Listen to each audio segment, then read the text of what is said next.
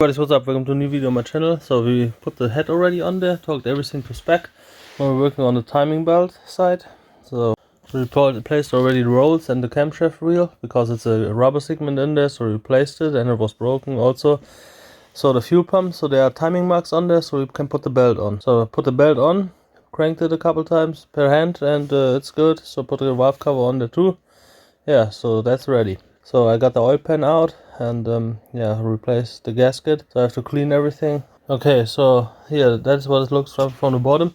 Yeah, the oil pump is still good. The chain too. Yeah. So here we have a brand new injector because the other one broke when I got it out. It's also tested. Now we get it in and then we're gonna start it for the first time. Okay, so I started already the first time. See how it cranks now.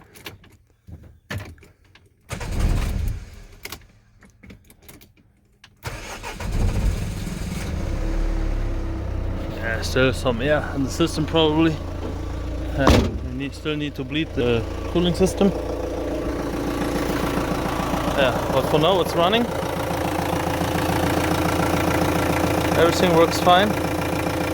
Now we need to bleed the cooling system.